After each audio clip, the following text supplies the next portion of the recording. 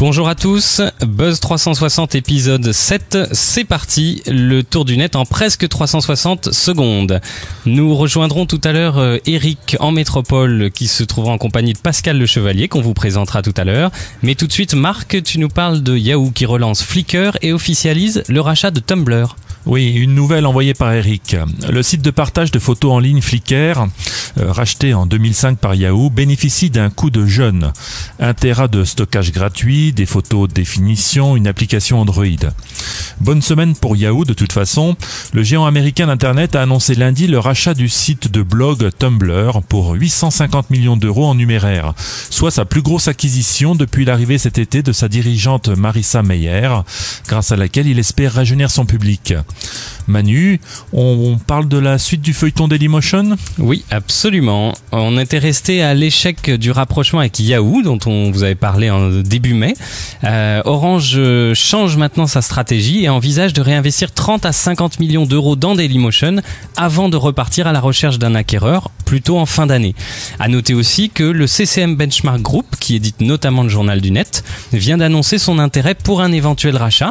Le feuilleton Dailymotion ne fait donc que commencer.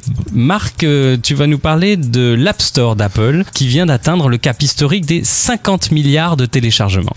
En effet, Apple a annoncé vendredi dernier que ses clients avaient téléchargé plus de 50 milliards d'applications depuis l'ouverture de l'App Store.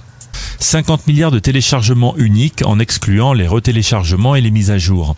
Le rythme de téléchargement est de plus de 800 applications à la seconde, soit plus de 2 milliards d'apps par mois. La 50 milliardième application, c'est de Something by Space Inc. LLC, a été téléchargée par Brandon Ashmore de Mentor dans l'Ohio. Il y a reçu d'ailleurs à ce propos une carte cadeau App Store d'une valeur de $10 000 afin de fêter le passage de ce cap historique. J'ai fait des nuits blanches pour essayer d'être le 50 milliardième, mais ça n'a pas marché. Ouais, ça a fait un peu J'ai pas reçu le chèque. Ok, nous partons maintenant en métropole où nous rejoignons Eric qui est en compagnie de Pascal Le Chevalier. Alors Pascal, tu es l'ancien directeur de développement de TF1 Vision et désormais PDG de What's Hot, agence conseil en stratégie nouveaux médias et réseaux sociaux. Tu vas nous parler du fameux rapport Lescure, on t'écoute. Salut Marc, salut Manu. Salut. C'est pas Eric, c'est Pascal. On est en direct de Cannes. Regardez le temps, il fait un temps magnifique. Aujourd'hui, cette semaine, je vais vous parler d'un truc incroyable. Il se passe quoi à Cannes ? Eh ben, je vais vous le dire, il fait pas beau. Il y a plein de stars, un temps pourri et un seul sujet de conversation, le rapport Lescure. Ce fameux rapport de 80 propositions qui va changer le monde de l'audiovisuel en France et évidemment en Polynésie. Alors, en détail, il se passe quoi ? En fait, rien du tout. Le rapport, comme souvent pour les rapports, il va terminer sur une étagère. Et pendant ce temps-là, les pirates s'en donnent à cœur joie.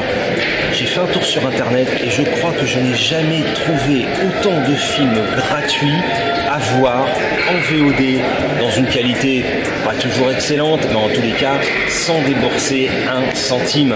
Alors quand je dis ça, évidemment derrière, c'est pour ça que je parle pas très fort, il y a tous les producteurs qui vont venir me taper dessus parce que faut pas le dire, c'est pas bien.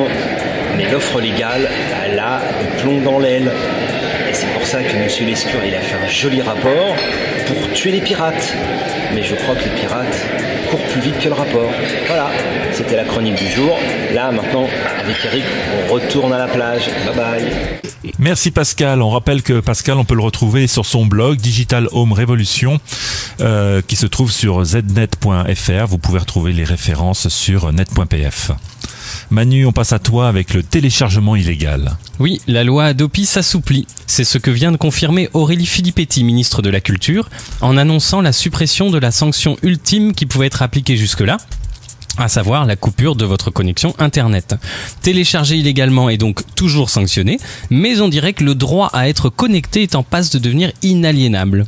Merci Manu, tout de suite on retrouve Fabrice qui nous a envoyé un insert vidéo. Bonjour amis buzzers, alors un sujet qui rebondit de semaine en semaine, l'impression 3D, car nous entrons dans une nouvelle ère. Après l'impression d'imprimante 3D, l'impression d'armes, sujet à controverse récent, nous avons appris cette semaine que la NASA a versé $125 000, soit 96 000 €, à Anjan Contractor, un ingénieur qui va développer une imprimante 3D de pizza. Alors, il s'agit dans un premier temps de répondre à la question de la variation de l'alimentation des astronautes, mais sujet sous-jacent et passionnant, celui de l'alimentation de 12 milliards d'habitants sur Terre. Voilà, je vous laisse le lien sur net.pf, allez découvrir ce sujet et on peut se poser la question, après la pizza, qu'est-ce que ce sera ?